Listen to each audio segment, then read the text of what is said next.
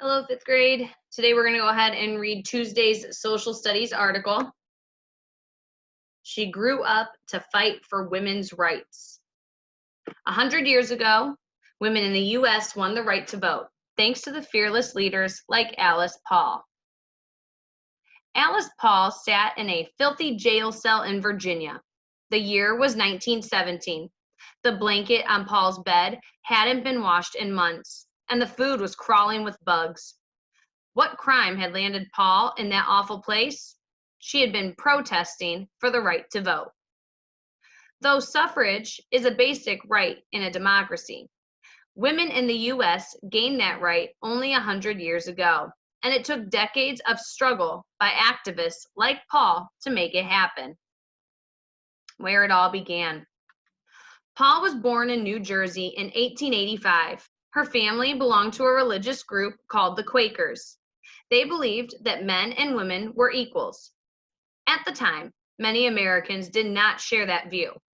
Growing up, Paul was taught that she had a responsibility to try to peacefully change injustices in society. Paul's upbringing set the stage for her life's work. After college, she became a leader in the women's suffrage movement. In March 1913, Paul helped organize a protest parade in Washington, D.C. More than 5,000 suffragists marched to the White House. The march drew a crowd, including many people who didn't support the cause. Angry onlookers shouted insults and pushed and tripped the marchers, but they wouldn't be stopped.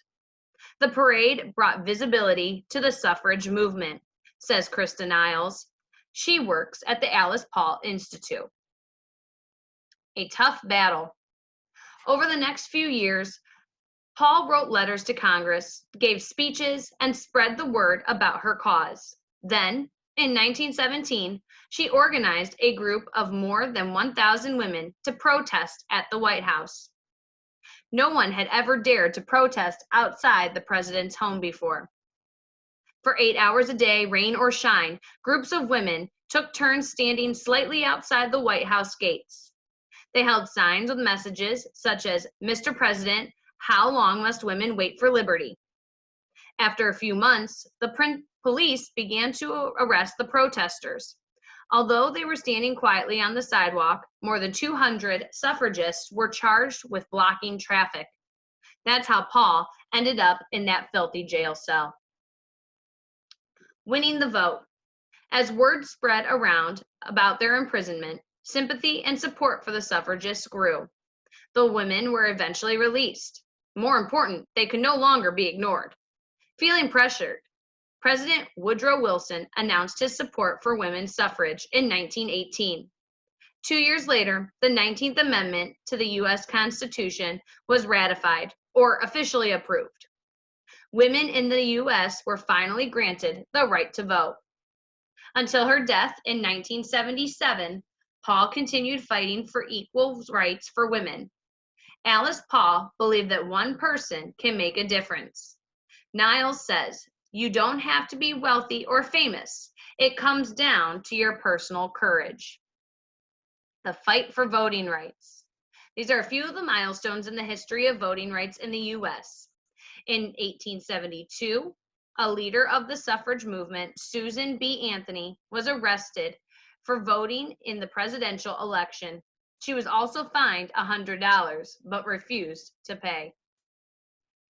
In 1965, African Americans won the right to vote in 1870, but for decades, unfair laws in several states prevented many of them from voting. The Voting Rights Act of 1965 finally prohibited discrimination in voting. In 1971, during the Vietnam War, many young Americans argued that if they were old enough to serve in the military, they were old enough to vote. In 1971, the voting age was lowered from 21 to 18. Underneath that article today, you're going to have some closed reading questions. You're going to have a multiple choice question, and I believe there is one ERQ. Make sure you do those either on a separate sheet of paper, or you can go ahead and do those on Canvas in the text entry box and submit them that way. and make sure that everything is complete sentences and your ERQ is at least 3 to 4 sentences today. Have a great day, 5th grade.